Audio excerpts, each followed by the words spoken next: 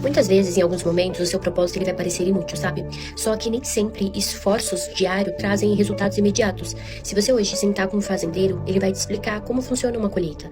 E nem sempre você já chega lá na fazenda e já tem uma colheita pronta. Pelo contrário, esse fazendeiro ele acorda cedo, muitas vezes ele prepara o solo, se ele planta soja, um exemplo. Ele vai preparar esse solo antes de receber a soja. Depois que ele prepara esse solo, ele planta a soja. Depois passa pelo processo de aguardar a chuva chegar. Depois passa por um processo de colheita. Depois passa por um processo de cuidar do solo novamente. Então, nunca vai ser uma colheita imediatista, sabe? E trazendo para o nosso contexto aqui, esse tipo de fé que Deus espera de nós, sabe? Uma fé que aguarde por mudança, que espere, porque essa é a fé que Ele gosta, essa é a fé que agrada o coração dele.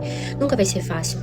E é Ele que vai nos dando as estratégias, a dimensão do nosso propósito. Eu mesma, quando eu comecei a gravar vídeo aqui, muitas vezes eu me pego assim, eu falo assim, Senhor, mas por que gravar esses vídeos? Teve um dia que eu tava super desanimada, eu falei assim, eu não vou gravar vídeo. Só que eu, Helena, desanimada, mas no meu coração fala, grava vídeo, grava vídeo. Falei, ai Deus, eu tô tão cansada hoje, e fui lá e gravei. Quando eu postei o vídeo, uma menina comentou assim no meu vídeo, eu precisava muito ouvir isso hoje.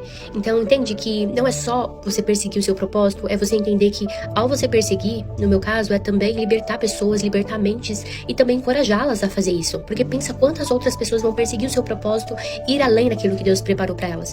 E é essa série que eu preparei aqui, que eu tô preparando e falando aqui nesse perfil. Então, se você não quiser ficar de fora, já segue esse perfil. E tá tudo bem, sabe, se sentir assim, porque quando a gente vê, a gente pega e analisa a Bíblia, e eu sempre falo que ela é respaldo pra tudo, a gente vê Davi.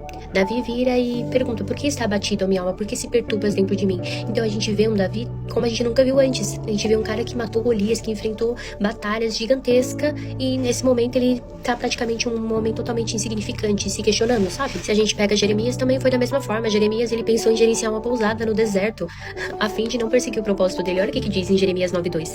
Provera a Deus eu tivesse no deserto uma estalagem de caminhantes, então deixaria o meu povo e me apartaria dele, porque todos eles são adúlteros, são um bando de alevosos. Jesus mesmo, eu acho que ele deve ter sentido isso, sabe? Ele pedia para os discípulos fazerem algo e os discípulos entendiam outro, e às vezes não entendiam absolutamente nada, sabe? E ele pode ter sentido isso de, será que os meus esforços estão sendo recompensados? Sabe? Sentir essa inutilidade.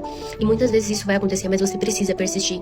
Isso também faz parte do seu propósito. E tenha em mente isso que eu vou te falar. As temporadas passam, as pessoas mudam, até as suas próprias necessidades e humor muitas vezes vão mudar, mas nunca, nunca desista de perseguir o seu propósito, de persistir, porque só aqueles que conseguem persistir, conseguem alcançar o êxito naquilo que foi chamado pra fazer, sabe? E eu anotei uma frase que diz assim, ó, nunca discuta um problema com alguém incapaz de resolvê-lo. Então, se hoje você se encontra nesse momento de inutilidade, o melhor conselho que eu posso te dar é se volte pra Deus e peça pra Ele, sabe? Entender a fase que você está vivendo do seu propósito e principalmente dar maturidade pra viver essa fase. Porque imagina, a próxima fase é a fase do milagre.